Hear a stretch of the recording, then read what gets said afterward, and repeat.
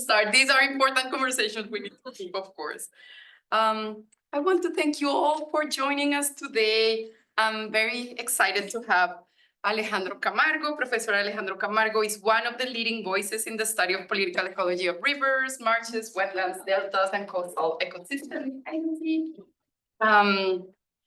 He is based in the Department of History and Social Sciences at the Universidad del Norte in Barranquilla, Colombia.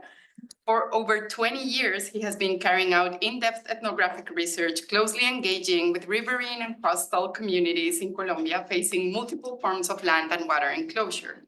Without a doubt, Professor Camargo's work has become a reference for anyone studying the intersections of climate change, uneven geography, dispossession, and violence.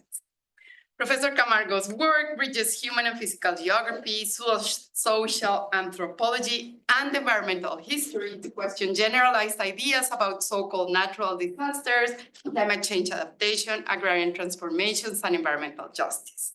His work has appeared in leading journals, including the Journal of Peasant Studies, Geoforum, Gender, Place and Culture, Historia Crítica, and Revista Colombiana de Antropología.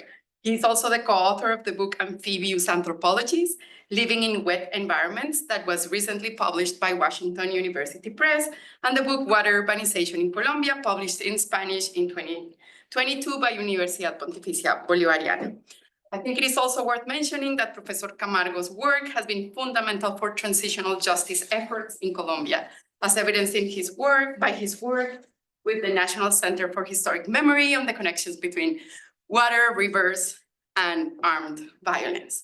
Today, we will hear a bit from his book that is in preparation. I'm very excited. I think we're super lucky to get to hear you, Alejo. So please join me in welcoming Professor Alejandro Camargo. So thank you very much to all of you for being here, and especially Diana and the Ostrom Workshop for the invitation to be place. My presentation, the title of my presentation is on sediment, geological archive, and the biography of rivers. And this is, as Diana mentioned, this is a book project I'm currently working on, so I'm very excited about your comments. So this is a presentation about fluvial sediment. And sediment is very important in many ways, in environmental, social, and economic terms. But which I will explain later on, but I came to think about sediments because of my work in rivers.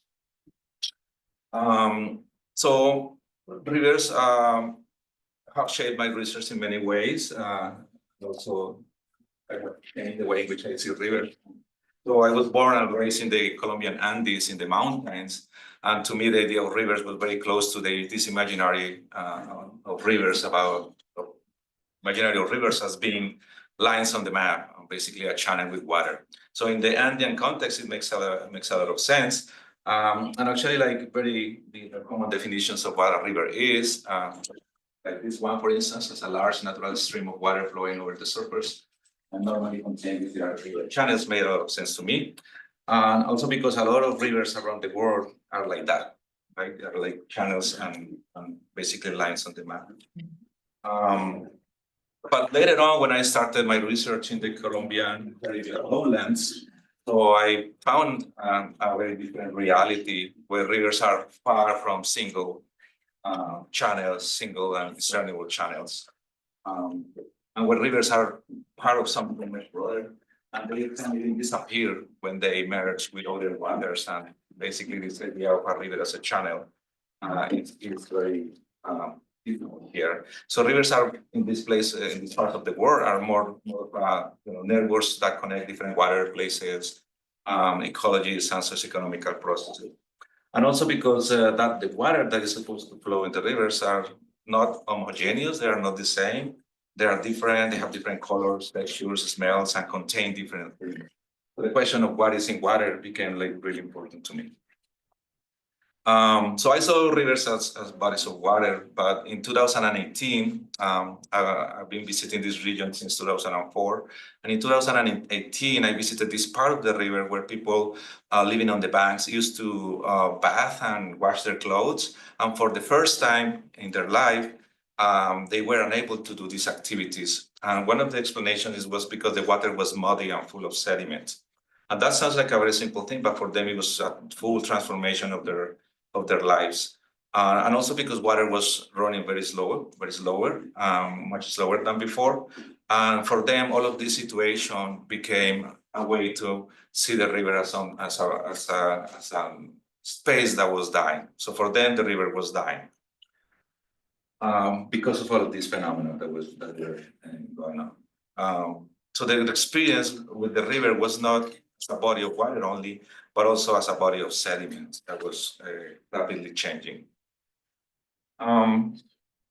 So sediment, just for a brief overview of what a sediment is, or what I mean by sediment here. Sediment is a solid material which is moved from one place to another by natural processes and other different elements such as wind, water, ice, or gravity. And erosion is the force that moves sediment.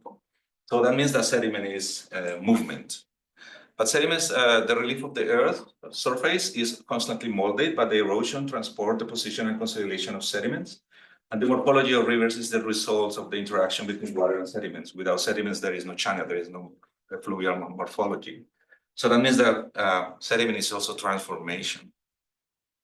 And sediment is also generally composed of rocks, minerals, and the debris of plants and animals. And therefore, sediments are very crucial for various ecological processes, which means that sediment is also an assemblage of many things.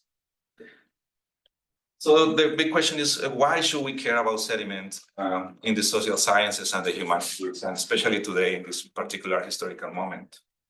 The sand, which is a form of sediment, is today the world's most consumed raw material after water. And sand mining is actually, sand is actually the single most mined commodity in the world at this very moment. It became a commodity and is circulating worldwide. And it has already, this sand mining is already transforming fluvial landscapes in very dramatic ways in different parts of the world. And this transformation is also having like very critical consequences, not only on ecosystems, but also in people's lives. And on the other hand, and not disconnected with this problem of sand mining, the expansion of dams, which are basically trapping sediment in many parts, is preventing delta replenishment, which in turn contributes to land subsidence in many places, causing this phenomenon of sinking cities. So the lack of sediment is also a big problem today. So geologists say that today humans are now an order of magnitude more important at moving sediment than the sum of all other natural processes operating on the surface of the earth. And this is very important because for a long time sediment dynamics were seen as something natural. This is natural, and this is how a lot of scientists explain. But at the same time, sediment became very important for scientists, paleoecologists, or paleoclimatologists, because they see sediment as a natural archive. It's a natural archive that by which they can read the environmental history of the Earth, including past climate transformations, and also understand not only the past, but also the present, and kind of imagine what is going to happen in the future on the basis of what they read in sediment. So every layer of sediment that accumulates over time is telling different kind of stories about the past and how that they accumulate over time. We can have, we even have kind of archives that they are similar to the kind of archives that we are used to in the social sciences. But what about the social sciences? Like the idea of sediment has been mostly a metaphor. We have been using this metaphor of sediment for a long time in history and anthropology, geography, etc., which basically help us explain how human experience transpires in historical times and how different processes kind of accumulate and create this layer in people's memories and also in landscapes. So, like in this context, I came to think about sediment in a different way. My main question right now is, what does it mean to live in a place where sediment is not a metaphor, but a material that constantly moves, transforms, accumulates, and intertwines with landscape, histories, and everyday experiences? So we know today, because of design mining and the dam situation, that we already know that what humans have done to sediment, but what does sediment do to social works is a very important question too. And more broadly, I'm really concerned about, like, intrigued by how does the exclusion of sediment affect our understanding of human health relationships in the social science and the humanities, because we are in a very moment in a very important moment in which the social sciences and the humanities are thinking about the earth. And this so-called geological turn has been mostly focused on a very solid version of the earth, like rocks and the subterranean world. But what I see in sediment is more of a fluid geology that is constantly changing. It's very plastic and it's molded by different processes. So I try to answer these questions and understand this phenomenon in a place that I see as a frontier where multiple frontiers intersect. And this place is in the north of Colombia, in the lowlands of the Caribbean region, specifically in a place called La Mojana. And this is an inland delta where different rivers and marshes connect. And also where annual floods constantly transform the landscape and makes it a very highly dynamic environment. Because of floods which have become more catastrophic over time, this region has been a place where large amounts of money from international institutions such as the United Nations, the Adaptation Fund, and other institutions have been investing a lot of money in climate change adaptation. Basically, like different institutions, government institutions, and also scientists have been producing a lot of knowledge about floods and about water in general. But for some reason, they haven't considered sediment, despite the fact that this is playing a very important role in the area. But the final goal is to adapt like rural people, the poorest people in the area, to climate change and to make them more resilient to what is going to happen in the future. And this is a response to several cases of very catastrophic flooding. But one of the most important strategies has been the restoration of wetlands as a mechanism, because wetlands are very important for flood control, they are buffers. So they try to restore wetlands as a way to adapt to climate change to this region. And this has been really important because then this region became the main laboratory for climate adaptation policies in Colombia. And we even have these things, just like this, like Colombia begins an ecological revolution. The Adaptation Fund signs key agreements to save the country from climate change. So there are a lot of expectations about how climate change policies and interventions operate in this particular place, which is the ideal place to think about climate adaptation from the perspective of these donors. But this place has been also historically configured as an agricultural frontier. And there is a large-scale rice production, which has also transformed the landscapes in many ways. And along with rice, a large-scale rice production is a region that has been devoted to cattle ranching, and more recently became the home to buffalo farming. This is very recent. We didn't have buffalo before in Colombia. A lot of them were brought from Brazil, and now, since this they like to be in swamps and in water, so this is like the perfect region for them. So buffalo farming is becoming a really, really critical activity that is associated with dispossession and the privatization of wetlands. Unlike other parts of the world with, small farmers, they have buffalo, here is something that only like the wealthiest people can do. So together with this climate frontier and this agricultural frontier, so we have this, it's also a knowledge frontier, where our archaeologists and paleoecologists and other people go there to try to understand the past and to think about the future, since this is a climate laboratory. So for instance, this region is in prehistoric times, indigenous people, they built this flood control infrastructure that is like a lot of people dream of this infrastructure as something that can be replicated in the present so that we can better adapt to climate change. So this is home to a lot of archaeological research. And for them, sediment is like the most important thing. They study sediment to understand, because sediment is where the record of past societies is stored. And this particular past of this past society has been also important for current indigenous people who have been building or reconstructing their indigenous identities on the basis of this prehistoric past. So digging into the ground to find what kind of societies were inhabiting this place has been also important for climate change, but also adaptation, but also for the reconstruction of indigenous identities in this region. So, and also paleoecologists, they go to this region to see what happened in the past, to understand what is going on today and what is going to happen in the future, as I already mentioned. But as all of this occurs, everyday life in La Mojana unfolds in constant interaction with fluvial sediment dynamics. And for me, the way in which, like after doing ethnographic fieldwork in this area, as I found that a central concept to understand the experience of living with sediment is the concept of force that people use in many ways, fuerza in Spanish. People use this concept to explain the rhythms and movements of fluvial sediment and their effects on their lives. The force of the river is what transforms lives and landscapes. But also the idea of force is also a way to articulate the human condition in a highly unequal rural society where wealth and land are concentrated in the hands of a few people.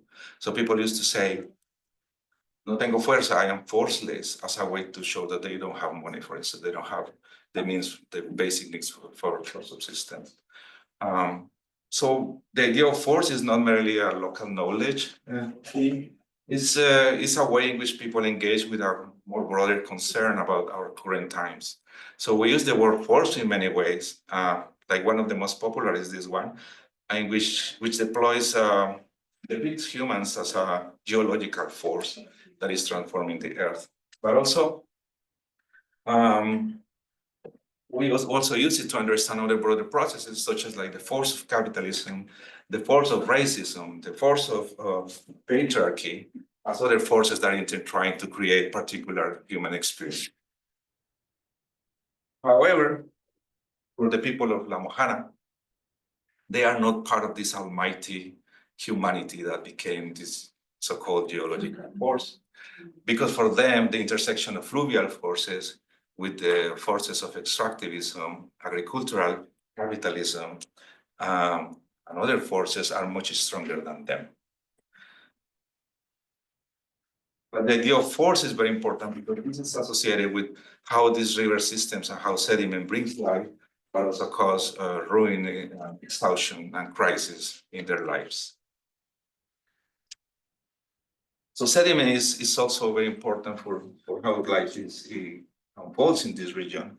The rivers are home to a lot of people, and this is the picture before in the same place where people were not able to wash their clothes. I took this picture 20 years ago. The river is home to people where they do their daily activities, and the sediment is what creates the landscape for them. The mounds of sediments are where people live on the banks of the river. Also, the river is where they work, when they learn about life, the environment, but it's also a place where everything is full of life at the same time, and is moving all the time. The rivers are changing, are dancing, are moving, are migrating, are transforming all the time. But also, as all of this happen, rivers connect also people, ideas, etc. But sediment also provides the foundation for production and for the livelihoods of people. So people enter the banks of the river because of the high quality of the sediment and the nutrients that are stored there. But also they extract it for many uses. They use it for home gardens, for instance. They extract the sediment from the river to grow things in their homes. They also use it to build bricks, to build their homes. And of course, sediment is also very important for the most important crop, which is rice. And they also take sediment from the river to elevate their homes and to rise up their homes, which is very important when the floods come, so that they can stay safe. When the dry season comes, so sediment turns into dust, and that creates a much different experience of life. But then when the rains come back, it becomes mud, which poses a lot of challenges for transportation, but also creates, an important space for, the use of this mud as I explained it earlier. So the sediment is life, it brings life, it allows for the reproduction of livelihoods. But experience with sediment in this particular context of where different forces intersect oscillates between life and death in different ways. So today, there is a general perception and acknowledgement about the progressive decay of the environment. Everything is dying. Land is losing its strength. Trees are weaker than before. Everything is dying. And at the center of all of this crisis is gold mining. Gold mining because of in one of the rivers that intersects with other rivers in Land Delta, there has been gold mining going on since colonial times. So today, because of the increasing global gold prices, so there is a stimulation of these local extractions to continue. In this particular case, this is mostly illegal. So there is no regulation about the use of mercury. So all of that goes into the water. So the water goes downstream, and then by way of floods, it spreads out in the landscape and also in people's bodies. So people feel that everything is dying because of the mercury that comes from the mining districts. And as a consequence, people are sick. People are sick, the environment is sick, and all the trees are sick, and everything is in a process of decay. Water is the paradox of floodplains, where people are surrounded by water, but they don't have clean water to drink. So water is also a big concern because water is highly contaminated. So at the end of the day, this is how a regular meal looks like in this region, which condenses different things: the rice economy, cattle ranching, corn, which is a very important thing, and also fish. And in this place, you might find also mercury and arsenic, among other heavy metals. So people are sick, so other people have kidney diseases. So the people who are expected to adapt to climate change are really sick and are experiencing a really tough situation.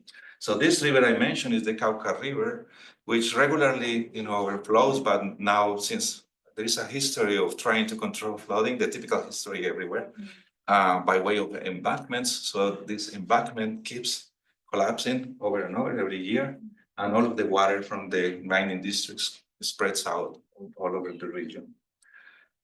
A fisher who likes to draw and create maps in the region, he made this draw of this particular place, which is called Caregato, which collapses every year.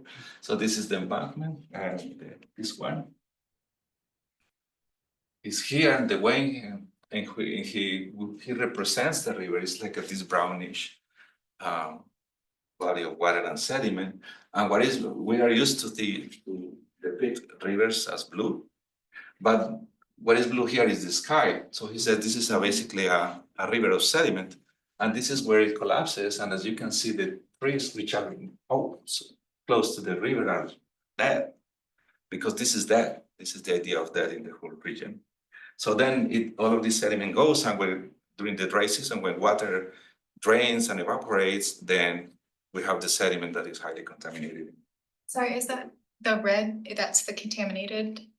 This is all the river. No, sorry, the dense red on the right. Oh, this is another branch in the river. It's because it's full of sediment.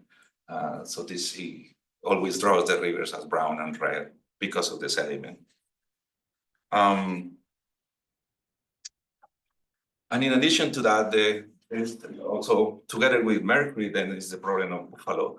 So to a lot of people, when they see buffalo, they see that all other animals, they disappear. They just migrate to other places, and they say that in addition to the enclosure of wetlands, that because then now we have like the buffaloes in the wetland, and then the fences and everything. But the urine of these animals seems to be like really harmful to a lot of species. So wherever you find buffaloes, you don't see anything else, any other animals. And this is also adding to this idea of an environment that is sick and is dying. But also because the intensification of large-scale rice production has involved a very, very, very intensive use of agrochemicals. So the arsenic that people, the scientists have found mostly come from an agrochemical that was used in the past that contained a lot of arsenic. It's not used anymore, but it's still in the landscape, it's still around. So all of these economic, political, lethal forces, they interact with other forces that have resulted in conflicts and also in the death of rivers. So in the 50s, this is one of the main rivers where I have been working for a long time. So in this bifurcation, this is how the river in the 50s used to flow to the right. But then a couple of decades later, it opened a new channel and then it moved to the left. This is kind of normal in a floodplain. This is what happens. This is part of the geological processes. But to a lot of people, this transformed the relationship with the river. So this is how this process. This is the bifurcation. This is the old river, and this is the new river. As you can see, this is all marshes. So now the river travels across the marshes, and that has created a particular phenomenon. Is that it accelerated the deposition of sediment, and this means that there is new land where there wasn't before. And this new lands, in addition to mercury and all of these things, also has nutrients. And whatever you cultivate there is very prosperous, right? So there is the big question of who owns these lands has been at the center of a very long history of agrarian conflicts, which has been very highly violent. So people are having a lot of conflicts with cattle ranchers and wealthier landowners who try to appropriate illegally these lands. But then going back to the bifurcation, a big question is, well, okay, so we know today all of these conflicts that are occurring in that part of the river, but what happened in the area where the river died?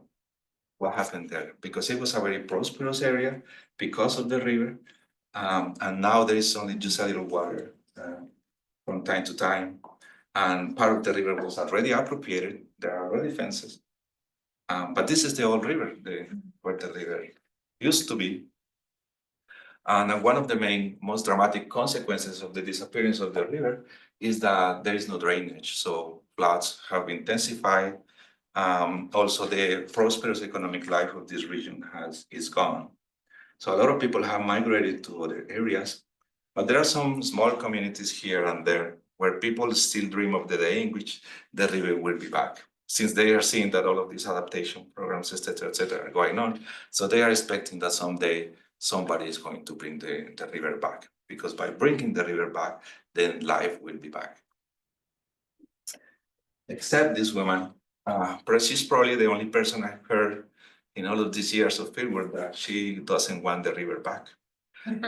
Because when she was little, she fell into the river and she almost died. So her mother rescued her, but she says that from that day on, every night a spirit came from the river and tried to take her back to the river. So she says, if the river is back, the spirit will be back. So he accelerates the sedimentation process of what is left from the river by adding like branches and wood and everything. Everything that's when she cleans the house, everything goes there so that she can accelerate the process of sedimentation. So for her, it was actually a good thing. So the big question is, so this is happening in a part of the river. So the big question is, for the people, the river is already dead. So for the people who cannot wash their clothes, they cannot bath, they are seeing that the river is dying. And they know it because they already know what happened in this part of the river. So this is actually what the future of this particular river. But the big question is, why is the river dying? Why is dying in this part of the river? So here is in the start is where the people cannot wash the clothes again. And so they trace the origin of this problem to this bifurcation here in this red spot. And in this place, there's another bifurcation that looks like this, which has a very particular morphology. because this is the river goes away, but now the river is opening a new channel.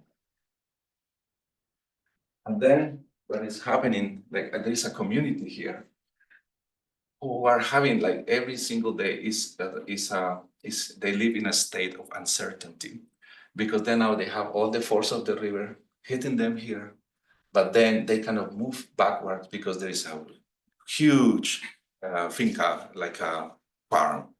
There is a huge farm. So the story of a lot of these riverine communities is living in close to the river, like trapped between the river and a huge private property. So they kind of course, a lot of these farms, they have private security guys with arms, like paramilitary forces, basically. So they are trapped in this situation. They try to do a lot of things to kind of counteract the force of the river, but sometimes they get some help from the government and stuff. But this is constantly destroying, and eroding. Past floods have destroyed many houses of this place. But then in 2010, this part collapsed, and then the whole region. That's one of the explanations as to why the river is probably taking this channel, because there was it collapsed here, so there was a lot of water coming this way. So it was kind of pulling the water from this section. So they already fixed that, but now this part of the river, of the stream, or people are just basically explaining this as the rebirth of the river in this part of the river system. So this is the place. This is where the river is dying, and now the river is opening a new channel here. So what is happening here? Here, people are having another experience. So they already call this stream a river because now it became the river. The river is there. So they are experiencing their everyday life is about the experience of dissolution, the dissolution of life and the dissolution of the land. So when you travel in this area, then you see a lot of these kind of arrangements to kind of counteract the erosive force of the river. So it's getting much wider and it's deeper. So the force of the river is transforming the former stream. But this is when there is the local government who is doing this, but communities, they don't have the money to do this. So this is what is happening.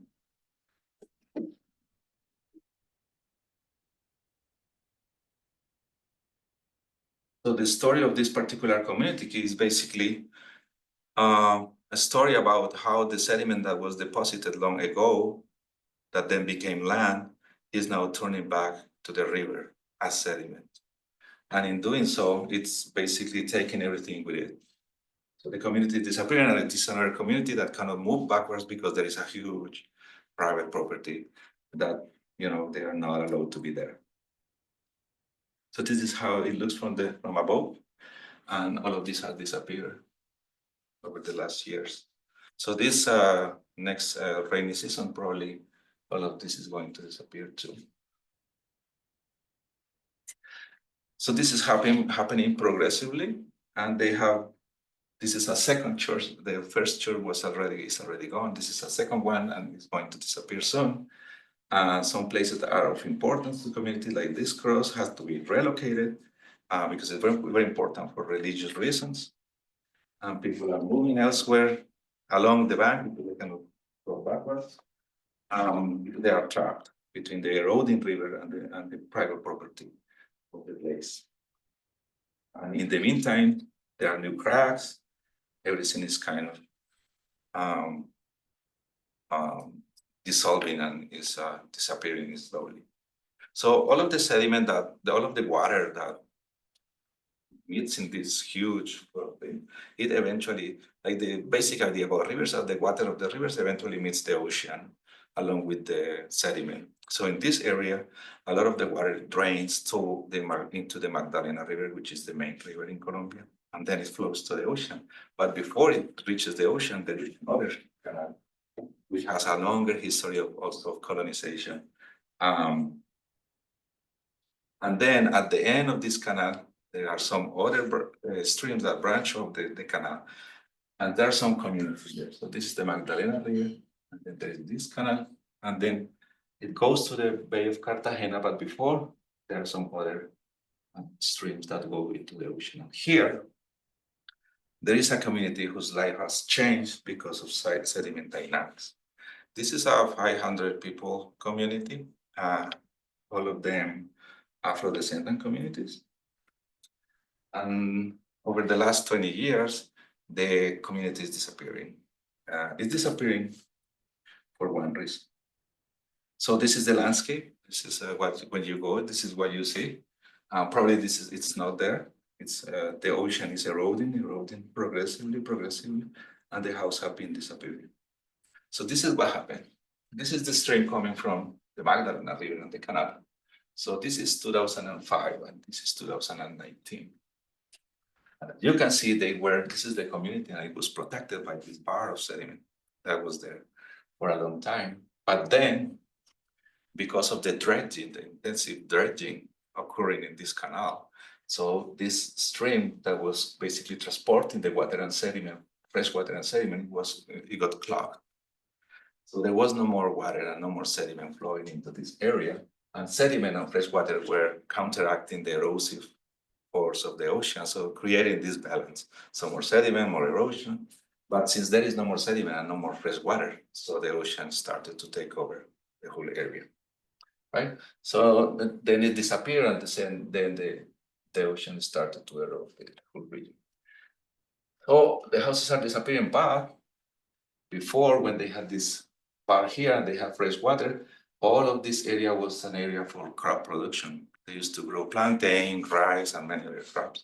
So they also had fishing, freshwater fishing, and fishing from the ocean. So they had different possibilities for their livelihoods. But when everything changed here, so they ended up relying exclusively on fishing. So the land that is gone is only in people's memories and some old photographs that people know that this is all the area that has disappeared. And the only way to see it is by way of these photos, because it's no longer there. And today, their lives rely exclusively on fishing in the ocean, which is not that productive. If they need a tomato or onion, they have to bring in from other communities by boat. And that's expensive because gasoline is very expensive in Colombia. So everything is very expensive.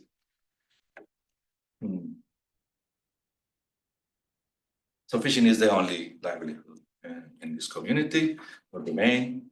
But as life goes on, so they kind of try to do something about the ocean. They put a lot of these infrastructures, but then a weeks later, then they disappear in the ocean. The ocean kind of eats them up again. When there are hurricanes in the Caribbean, this community, we don't know too much about it, but they get flooded because they don't have the sediment bar there. So they are also experiencing regular flooding. And since when fresh water and sediment stopped flowing into this area, there was a change in the vegetation. So they had before rice, plantains, etc. But since the ocean, the salt water took over, now everything is mangrove. And mangrove is one of these powerful ecosystems, and it's very important for climate change adaptation and stuff. But for them, it's a big problem because since everything is mangrove now, mangrove has to be protected. So there is a natural park there. And then they cannot cut mangroves. They cannot do anything because they will be criminalized, right? Because this is prohibited. So they go to the mangroves to gather what they can there, in addition to regular fishing. And from time to time, when it rains a lot, so there is a little bit of fresh water going into the community. And this is very important because they don't have aqueduct, they don't have anything. So they have to go to a wetland, and it takes 5 hours to go back and forth to get fresh water. So when it rains, it's like the happiest day of the year. And also because they can take a bath in the stream, but that lasts for a couple of days, and then again, it's salt water. So in this place, everything is in the process of dissolution. The church roof is gone, the cemetery is disappearing, and everything is disappearing in the same way as sediment disappears from some places by way of the erosion. So she's my friend, Norris. When I met Norris, her house was very close to the ocean. She was very proud because she built her house with her own hands, but she was also protecting the house with whatever she had, like these bags and also all the things that you can see. But over time, every time I went back, the ocean was closer, and she was worried. And then it was closer, and it was kind of taking the land away. And then last time was like this. The ocean was already there. They remain in that place still, but then it was finally gone. So when this happened, Norris called me and she said, I am forceless. I have no strength to build my house again because she had already built it twice. So she said, I'm forceless.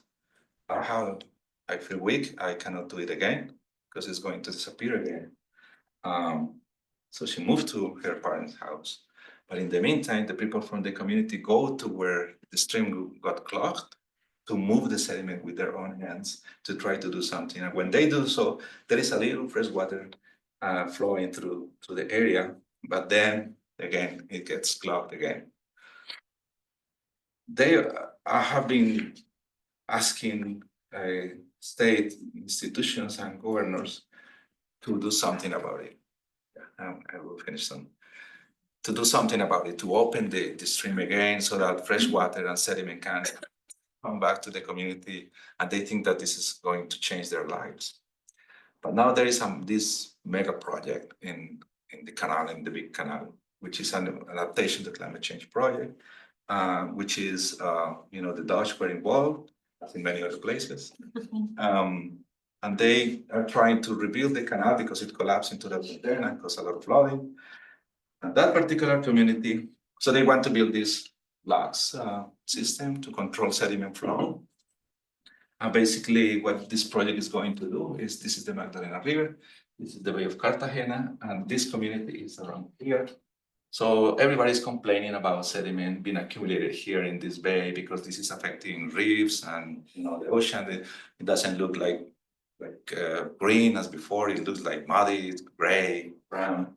So what they are going to do is that they will control the sediment, and they have levels sediment on the water through these streams so that they can get less sediment and fresh water here. And that sounds like a good solution, except that they will flood this community completely. And this is planned in this way.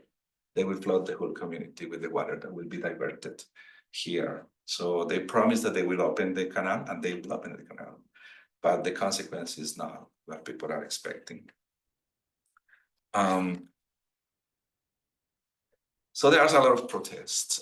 People are really concerned about this project because not only it's not gonna, they will disappear, but it will also, since you won't have more this balance between fresh water and salt water, so salt water is going to take over this area. And this is farming. This is small scale farming. So what happened in this community 20 years ago is going to happen here. Then we will have mangrove instead of rice, plantain, and other crops. So there are a lot of protests and controversies. People are against this project, and they're having this legal fight. There is a lot of these tensions going on. But in the meantime, people keep growing things on the banks of rivers and canals and streams. And Norris rebuilt her house again, very far from the ocean this time. Now, what she does is that she's growing mangrove to sell it to NGOs who are working in the area as a livelihood. But now she has to go very far to get a little bit of sediment, to collect this sediment from far away when sediment is not full of salt from the ocean, to create this strong land, as they call it, tierra fuerte, as force, to make life flourish again. Thank you.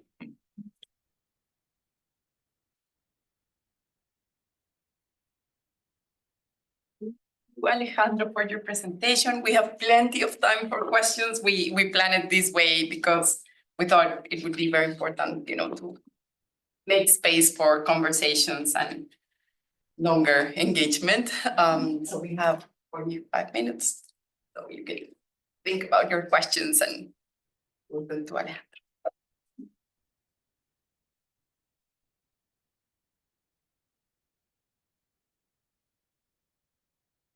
Can I start? Please. Um, just a quick, kind of like theoretical question about how do you distinguish between sediment and land or dirt or soil? That's actually an ethnographic question, because like in this area, people don't use the word soil in Spanish, which is suelo. People use the word land for everything. Land encapsulates a lot of things. Everything is land. There are some distinctions, right? Like they use for clay and silt, they have specific names, but at the end, everything is land. That is very important because it's not, they are not tracing the difference between the sediment that flows into the river and the land they fight for. So they have this continuum, and they know that the land they fight for is the land from the river, and it's there because of the river. So that's an ethnographic thing.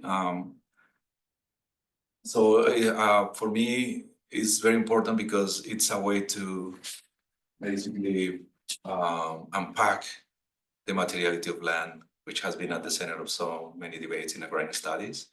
And for a long time in agrarian studies, the materiality of land was basically limited to the qualities of the soil, right? But in this area, you need to understand that land is moving also. This idea of the fixity of land that also kind of undermines the idea of property as something that is fixed and can be delineated, especially. It doesn't work this way here. So yeah, there are some specific words for certain states of sediment. When it's wetter, when it's dry, the name changes, but at the end, everything is land. And land has that meaning too, the attachment of people, right? And the history of them attached to land. And also because land is wet most of the time, so it's not like the dry land. So these modernist visions of land are basically about dry land. And that's why in places like Colombia, a lot of wetlands have disappeared because dry land is more valuable for large-scale agriculture, for instance. But wetland is not, except for rice. Right? So yeah, this is an opportunity to theorize land in a different way. Not that something that is fixed, but also something that is changing in not only geographically, but also in its own materiality and right, the wet, right, etc. I guess if I'm allowed to, I'm sorry, first of all, I forgot to thank you for such a wonderful and amazing contribution. That's an amazing work. And it's helpful for me because I work on water in Pakistan and the Indus Basin. And there's a long history of colonial discussions about how to think about land that is next to the river. So there are two types of land that are farther away from the river and that are, swallowed in or swallowed out by the river every year. So there are different types of lands, and there are different categories allotted to them in the revenue records. Because of course, what they were doing were making money out of it. So what kind of money could be made out of what kind of land? So there's a long sort of tradition of talking about land that is divulged by the river and that is engulfed by the river. I read your work and you cite Kuntala Lahiri Dutt's work on like how char in, for example, Bangladesh has this long history of, like for land not being there, but it is still being there in the revenue books. Yeah. Right. So yeah, It's the same here because like in the place where the river is now, where that is adding a lot of sediment, so people are seeing their properties grow. It's like the classical word of cattle invertery, Romania. Because now a lot of people have, I had like 10 hectares before and now I have 50. It's like that. But other people are losing land. Some people gain land, others are losing it because of erosion. And the thing about this is that sediment, when you talk to engineers and the people, working in government institutions, for them, this is natural. What is going on here is natural and it's nobody's fault. Erosion and, the rivers move all the time. What can you do? It's just natural. So it's a very important question is what does it mean to naturalize nature in an age of anthropogenic change? So they naturalize things, and that's why they never paid too much attention to these processes until today. Like today, I'm saying last year, when they started, all because of these wetland restoration projects, you need to remove sediment from the bodies of water in order to restore them because they are full of sediment. So under regular conditions, people can do with sediment all of the things I mentioned, right? Actually, they like when there is a dredge or something, so they like to take all the sediment to develop the grade. But as a state institution, you cannot let that happen because the sediment is full of heavy metals. So you cannot, as a state, give people sediment with all of these toxic substances, even though they already have a lot of that in where they live. So there's these controversies about what to do with sediment, and it was very recent. But they are not talking about erosion and the diversion of this river. This is happening on the margins of these big projects because they are focused on a specific place, but in the meantime, the river is moving and it's causing a lot of problems. And in the case of the last community I mentioned, I talked to this Dutch biologist that was involved in this project, and I said, well, this is people living there and they don't want to leave. He said that they are inviable. This community is inviable. He said it explicitly. So meaning that they have to disappear, right? But in the other places, now they don't know what to do because they see as inevitable, something that we cannot do anything about it. So for me, this particular case is like if we are living in a world in which we are seeing a lot of things that inevitable things and chaos and stuff. So probably by looking at how these people live, we can learn a little bit more about what it means to live in a world like that. Because there is a lot of uncertainty and inevitability. Nothing is going to happen there because this is natural, right? Now, if you take the question of why is this changing, it can be linked to deforestation, mining, and the expansion of agriculture because it creates a lot of erosion. So it's not that natural at the end. Any question? Thank you so much for the talk. It was amazing and how you are mapping through this navigation that we were talking yesterday. Also, these human relations and the social relations, the changes in the flow and the power relation, the injustice and inequalities. And I was thinking something because I'm from the Amazon and the part that I work, there is this terra caída, falling land. So they are very used with these, but because they can move and it's a protected area, so they can move through. So they have this history of terra caídas, but they can move. But then in another part of the Amazon, they cannot move because they are trapped by farms, by mining companies and many things. And I'm thinking that one of the strategies that many associations, community associations are having these studies like yours and these maps, like participatory mapping, to support legal process against these kind of projects that you show it here. So my question, I think maybe in the lines of how is this like social movements or these organizations of there is some legal process happening that can be supported by these kind of works. Yeah, something I didn't mention.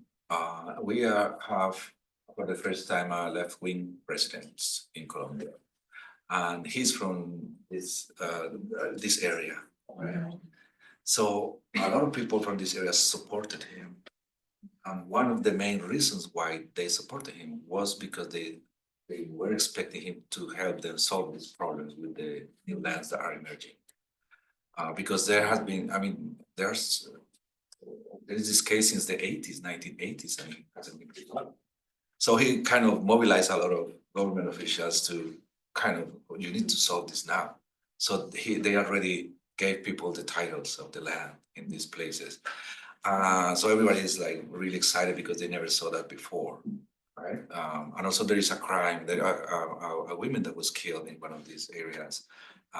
The crime was like, I mean, the investigation was basically stopped because it was in a little town nearby where there is a lot of political and economic control on the part of these landowners. And now things are moving a little faster, right? So the president is doing these kind of things, but the problem is, what I say is that in order for you to clarify land tenure, you need to have an idea of the geographical extension of that land. But then you have a picture today, and then next year or the year after, that is going to change. You know, the boundaries are going to change because the process of the sediment, the accumulation of sediment is progressive, right? So probably within a couple of years, there will be more problems and issues to be addressed. Just this is not an area of active social mobilization, and that's a very important question. Why? I believe one of the reasons is because this area, you know, in areas where there is so much presence of illegal actors, is not that, you know, easy to organize or to have collective action. And now because of climate adaptation, there are a proliferation of organizations that were created 2 months ago. Because the state assumes that if you don't have an organization legally constituted, then you are disorganized. So they are creating all of these organizations so that they can get, you know, money for projects. And so there is so much money flowing in an area where extortion is an everyday thing. So there is it's difficult to organize and to do some part of activism in areas like this. And then we will probably have a right-wing president next. So this is very from a big cattle ranching owning family too, which is just I wanted to make one quick question about illegality, that you mentioned that this was illegal mining, but it doesn't matter anyway because both illegal and legal mining in Colombia go to the same companies. At the end, you know, AgriGold, Ashanti buys, all of that. So it's that you cannot make a very clear distinction between illegal and illegal mining in this area.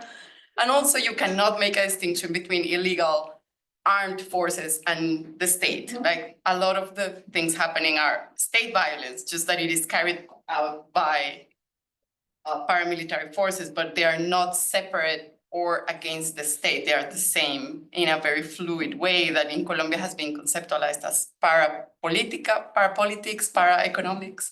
So the illegal, you know, whatever illegal, it's legal here as well.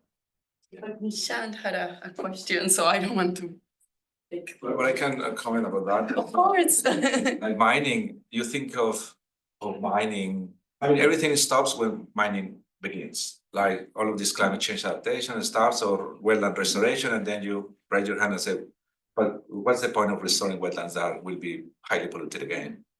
That's the end. No, there is nothing. I mean, there is no answer. We cannot do anything about it. And also, that area, people say, for instance, that like legal companies are involved in. Exactly, that's the thing. But the connection is not clear. But a lot of people say that in that area. So yeah, it's like a very Tertiarization. It's a very blurry thing. For a presentation. So I have a few questions. So you showed pictures like of floodplains, river floodplains, as well as coastal floodplains.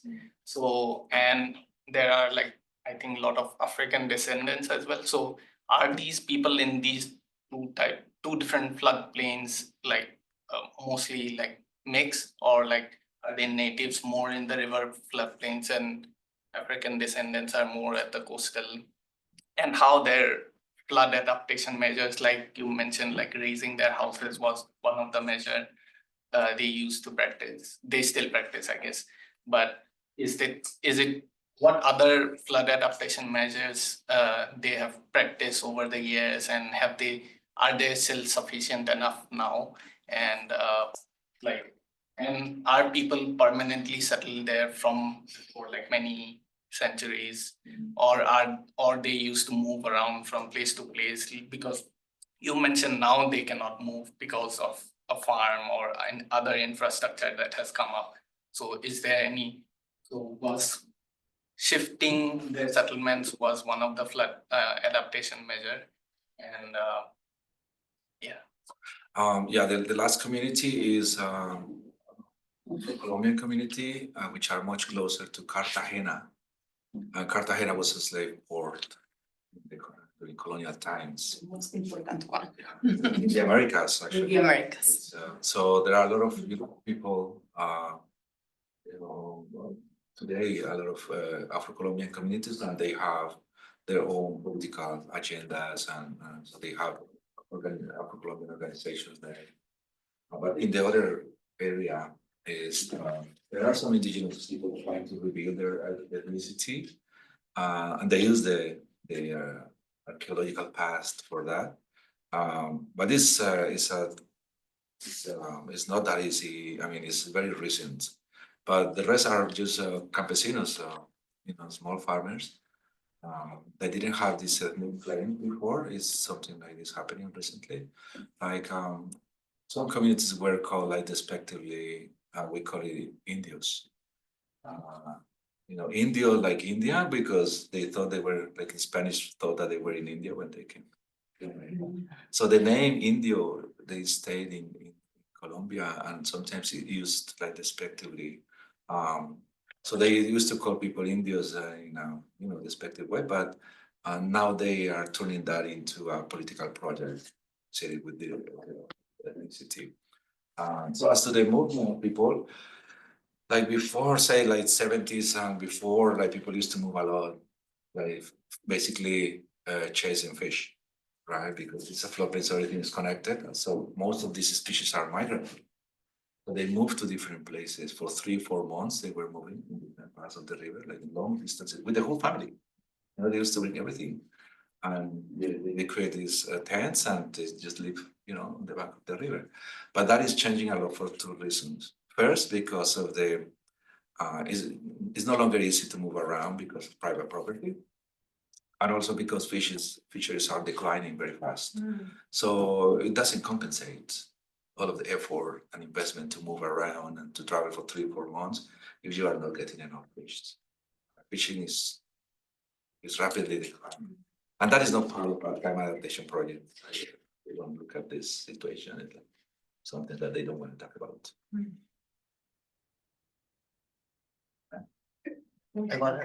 Okay. No, I actually, when you mentioned the thing about the Dutch biologist, I was impressed because, well, first it was a biologist, not an economist. That's the person I'll expect something like that. Did he elaborate on why he said that? Then the second question is related,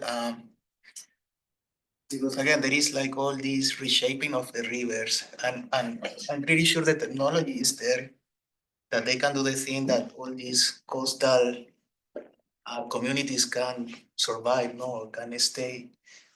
Probably it's too costly, and I wonder, what do you know about that? And then the last thing I wanted to comment, it's the full situation is pretty interesting because it reminds me of something I got to know well. I was a faculty at Nagasaki University for several years.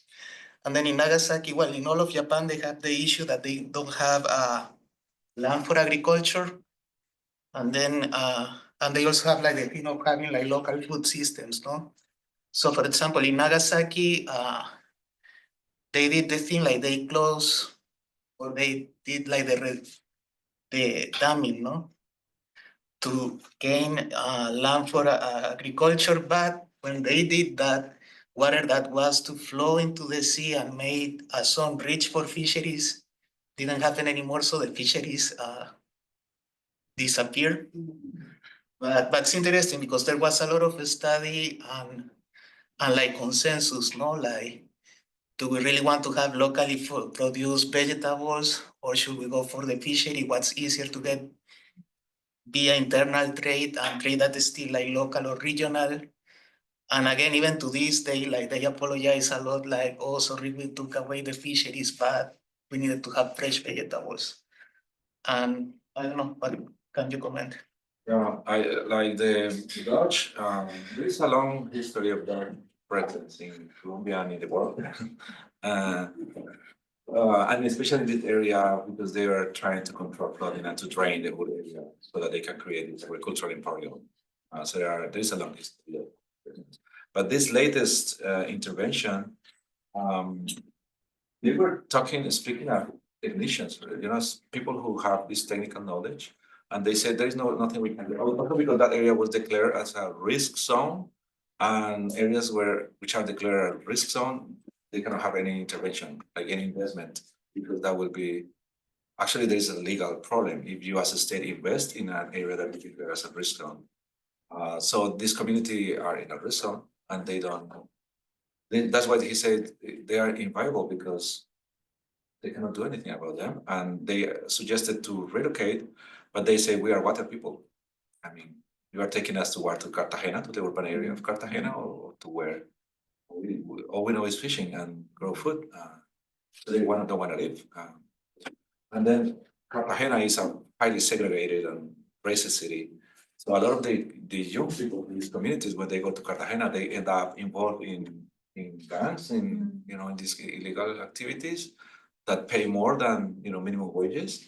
So they have seen that they don't want their people to end up. On that. Yeah, I know. So you don't have water, you don't have sometimes electricity. They only rely on fish. Tomatoes and onions, they have to be brought from elsewhere.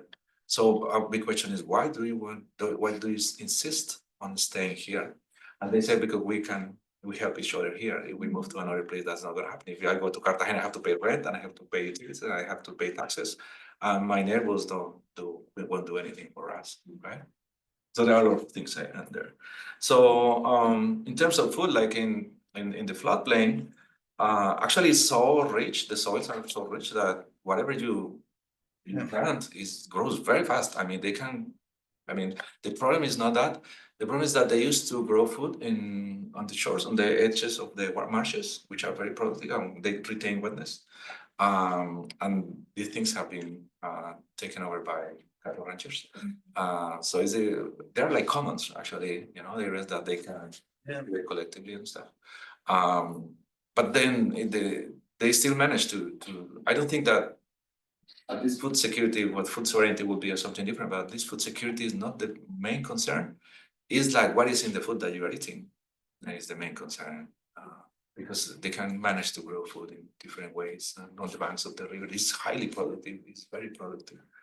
But now, people say, okay, the United Nations say, you should, you don't eat too much fish. But that's interesting because even today, like this thing was done in Nagasaki in the 70s. And even today, like 50 years after that was done, there is still a discussion like, oh, sorry, we took away the livelihood of the people that live from the rich fisheries. And they tell people, try not to eat too much fish. People, they eat fish all the time. So they say, well, I would rather die instead of not eating fish. Why would I eat it? So they don't fry fish, steam it, and that's all. Nothing is gonna happen. Yeah. So there are very crazy things about this situation. But since now the proliferation of disease, people know that this is, water and food that is causing all of the accumulation of in their bodies. Problem of food I have a question from Ernie, and yes, please grab cookies and coffee as we keep the I conversation. have one in the chat. Okay, so Annie and then chat. Alejandro, this work is so beautiful. It's so beautiful, and the book is gonna be so good. It's gonna come to right here in Bloomington. I have so many things to ask you about. One is just very simple, like, what the hell are water buffalo doing in Colombia? Like, are they the Asian water buffalo or the Italian ones? Are they for milk? Are they for meat? Where's the market for that? Like 2-second answer, because I have more interesting things to talk about than that, but I sort of blew my mind. It was not expected. And they're such nice animals. I'm like, why are they the villains in this story? It's like, seems like an offense to their nature. So you can answer that, and then I'll ask you a theoretical question. Yeah, buffaloes are, we didn't have them like 25 years ago, right? Yeah. But we had cattle ranching So basically what is going on right now is a shift from cattle ranching to buffalo. It's the same people. Now they don't get anymore, but cows, now they are getting buffaloes. So that is reinforcing these power structures. But there are some differences. You know, the typical narrative about the land question and land conflicts is basically people, you know, fighting over land. But buffaloes are shifting that, and now people are fighting over water. Because cows, they cannot swim the same way as buffaloes. So you are an owner of 5,000 cows, and then you go to this wetland during the dry season, and then you take over, and then you bring all of these cows, and then you destroy like peasants' crops, violence and conflict. That's the story. But now these people do not need the dry land. Now they are going to the wetlands, and that is changing the dynamics of agrarian change in this area, and changing the way people also fight for resources. So now since they are taking over these marshes, so fishing is being displaced, and they are fencing the marshes and contaminating them. So it's became an even more dramatic environmental conflict.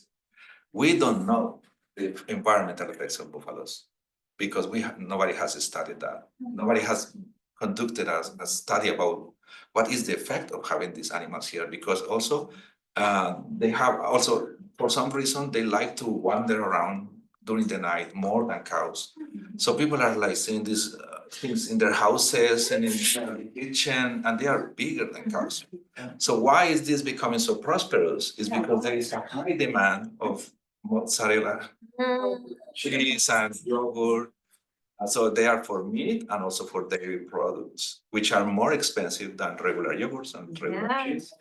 And this is growing because of, you know, now everybody wants to have these fancy things, you know, buffalo farm, blah, blah, blah. You know, fancy restaurants, they have buffalo mozzarella. But they carry oil palm, the fruits, the bunches of palm oil, of oil palm, bunches of oil palm. I'm thinking in Spanish and translating. The history of how they arrived to the region is because of the palm owners who were cattle ranchers, but were going into the oil palm business. And they pull the wagons where the bunches are carried. So that is the main thing they do. And then second, as you said, meat and milk. Also, they are weapons. You cannot weaponize a cow as much as you can weaponize buffaloes. So in order for you to keep a buffalo out of your property, you need 4 lines of barbed wire or electric wiring. And peasants don't have that. So that's how many cattle ranchers and landowners and oil palm barons have been punishing peasants and ruining their crops. So I think it's connected also to the conflict. And there are very interesting pictures of this, because then you have the United Nations as well, these adaptation things, restoring a wetland, and then next day the wetland is full of buffalo. And everybody's like, oh, hell, I have to, you know, because climate change adaptations, all of this money that is going into this region, they expect, I mean, the targets of these projects is poor people, who are the ones who have like a minor impact on the environment. And all of these people, they are not part of this. They don't imagine adaptation for rich farmers. This adaptation is for poor people, right? So they keep doing whatever they want to do. And buffaloes are also they have the different behavior. So there is a phenomenon that, you know, a lot of rural workers, they have a long experience of, you know, working in cattle ranching, and now they are learning how to work with buffalo because it's new. So they are kind of learning, and some of these rich people, they send them to other areas where buffalo have been for a longer time, so that they can learn and they return. There is a lot of things going on. I thought that was a simple question. You know, Magdalena Medio and Yeah, my other question is, you're talking about critical agrarian studies and like the way that it is not really theorized land as something other than fixity. And there's a lot of work in indigenous geography that's talking about land and the relation. Critical agrarian studies has not really taken up that call, and I think part of why is because it's sort of commitment to materialism, etc. And then there's been this whole group of scholars around like riverhood, which I'm not a fan of, but at all. despite the fact people cite them all the time. And the like, but the idea of rivers as living entities, and that has not been taken up in critical agrarian studies either. Also because it's insufficiently material, and your work strikes me as profoundly material. It is profoundly material, and also looking at multiple relations that produce land. So I'm just wondering, like, how do you think about land? Like, can you theorize that land a little bit beyond the fixity in that register? Like you had that comment, and I'm like, oh, let's do this. And I want to hear more of what you had to say. Well, like my experience working in the area. Okay, by the way, like the James Scott's latest book, the first thing that you read when you open it is that Scott is saying that rivers are alive. Well, I don't know. And it has been at the center of a lot of conflicts in many places, and this is what a lot of social movements have been fighting for. But anyways. Yeah, Berta Cáceres was about that. Now is James Scott. We can all believe it. He's kind of discovered that rivers are alive. I recommend the book, by the way. It's a very particular book. It's very particular because then he's talking about rivers, and then all of a sudden he starts talking as if he was a dolphin. So you are destroying my habitat and stuff. Yeah, it's like seeing like a dolphin or something like that. And whatever he's having. He's having or smoking or eating. It's really is a very particular book. So anyway, so working in this area has I've been spending a lot of time thinking of the interaction between water and land. So in places like this, you cannot understand land without understanding water, and vice versa. It's like a continuum. So that's why we ended up doing this book.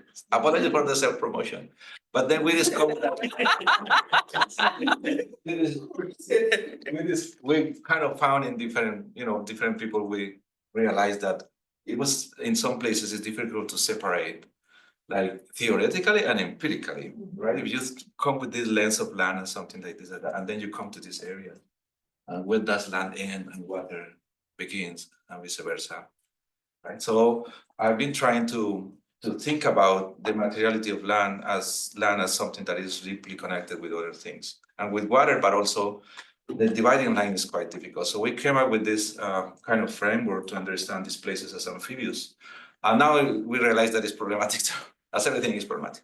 But that helped us kind of transcend a little bit this divide between land and water, because that has been at the center of a lot of modernization projects. And like the history of places like Colombia has been the history of trying to separate land from water, and the consequences are really, really intense. So people are trying to merge everything together when they kind of, destroy embankments, and they kind of open connections between water and land that have been so problematic.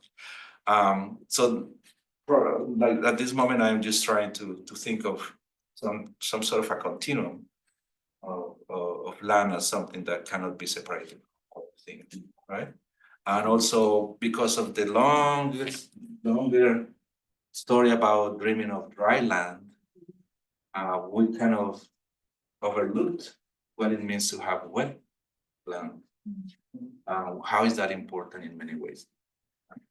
So that's something I'm working on, and I'm expecting this book also to be a contribution to this discussion about land and agrarian studies in a different way.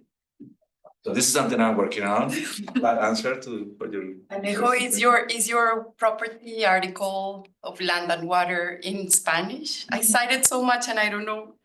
I mean, you have written about this already beautifully. I wanted to look it up, but I haven't been finding it. But it is in English already. We have questions. Because I tried to write a little bit more about that already. I published a piece about like my first attempt to theorize that. About how land moves and what are the implications of conceptual and also like in people's lives. And going back to your former question, Born of water is your article. It's because people talk about land in those terms, that is land that is born of water, it comes with water. But looking at the legal part of these conflicts, they have this concept of alluvial land, right? But then it disappears. It's just here and there, and then they try to discuss and solve the situation as if it was any other kind of land. And that's the problem, because they just bring this kind of lens to, delineate the boundaries of this property and stuff. And they, here and there, they talk about alluvial land, but they don't take it seriously, that this is not regular land. This is alluvial land. I want to come to a concept of translation, but first we'll go to. Yeah, we have a Francesca in the Zoom. If you can unmute yourself and play the question. Yeah, hi. Thank you for the wonderful presentation. I couldn't follow the beginning, so I don't know if you've already addressed what I'm going to ask, maybe in the first part of the presentation. But first of all, thank you. And for all the comments. I think I've got too many ideas now to really focus. But what I originally wanted to ask, because I work on amphibious urban context in Lagos, in Nigeria, and I kind of saw mostly actually the contrast of the cases that you presented with what I observed, and I wondered. So perhaps the most striking contrast would be the speed with which sedimentation and erosion happen, and I wonder how to what extent that is related to the dredging that you mentioned, and what is the purpose of the dredging? Because I understood there is gold mining happening upstream, and I wonder if there is also sand mining happening, and if in that case, where is that sand or land going? Yeah, and the other most striking contrast perhaps would be, in my case, no, in what I observe in the places where I do field work is that the strongest interest of human interventions on the separating artificially, let's say, the land from the earth, from the water, is especially for real estate development, because the idea is like waterfront land is prime land, perfect for real estate development that will sell for very good money. And perhaps not along the river banks, but especially maybe near the ocean's coast. I would have expected maybe something similar to happen. And I know Cartagena is kind of far maybe from the site that you showed, but I wonder if there isn't to some extent also kind of land reclamation, or I don't know, infrastructural developments there to maintain land from eroding, or artificially creating extra land happening over there too, apart from that of course displaces existing communities that are building that rely on those environments for their livelihoods. Yeah, but thank you for Thank you very much. presentation. Yeah.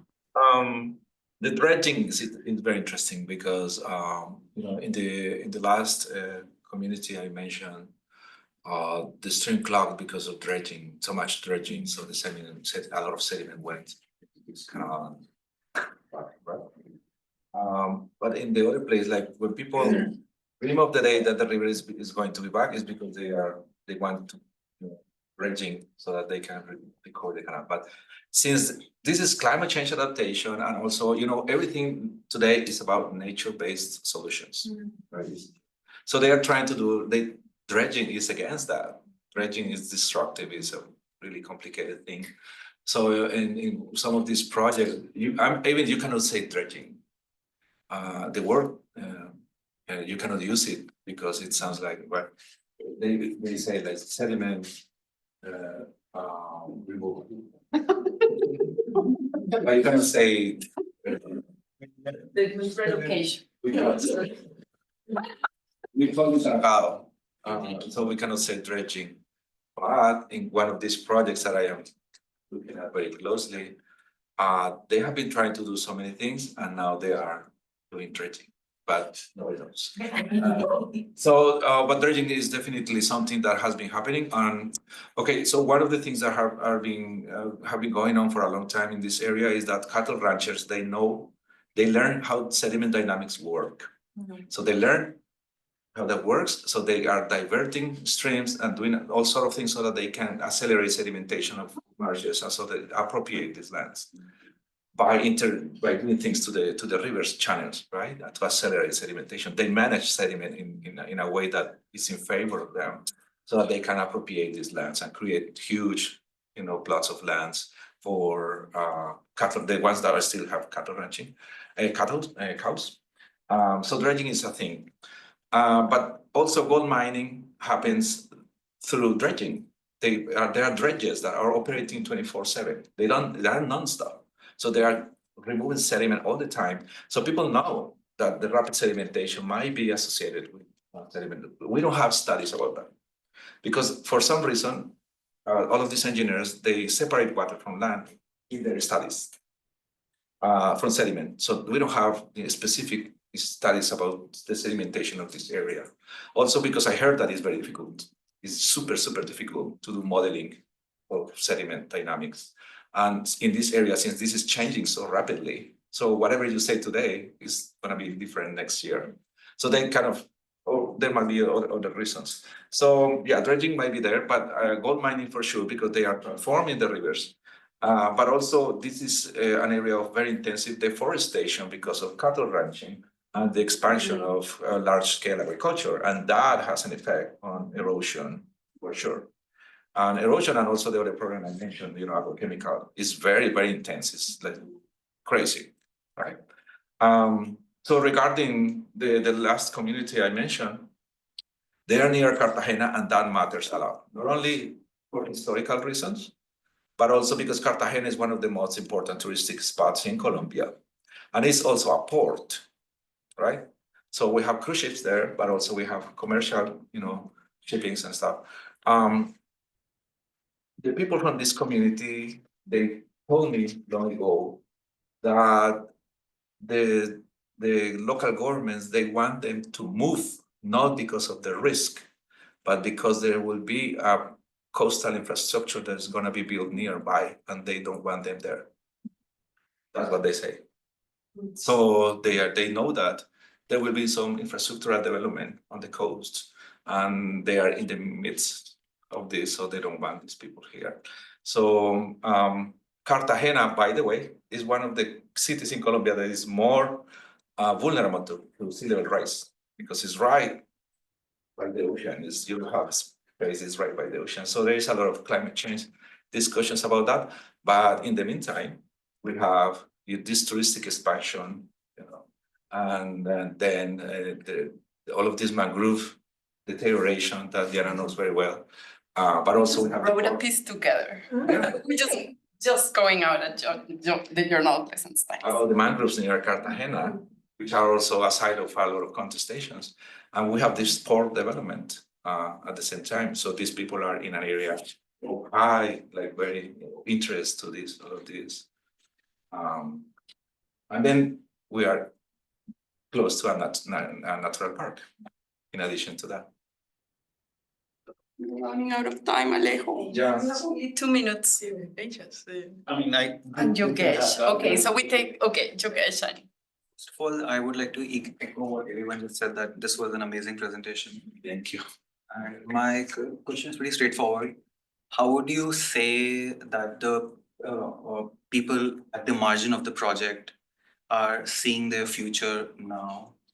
And are there gendered and racial and ethnic differences in that imagination of theirs? Migration. Yeah, they see themselves as people who will be elsewhere soon. Because the question is, what if this disappears? We will have to go elsewhere. We are not going to die. We will remain here. So migration is what they are doing a lot of these places.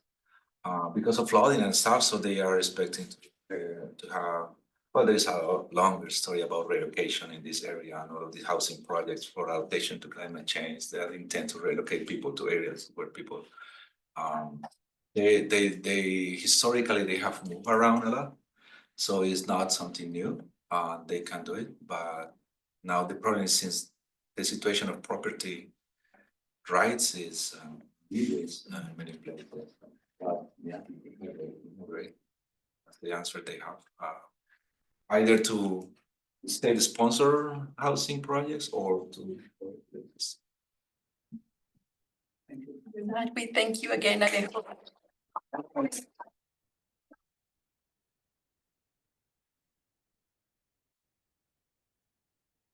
Again. Yeah, you also have a lot of comments online saying, thank you for your presentation. Oh, thank you all for Thanks.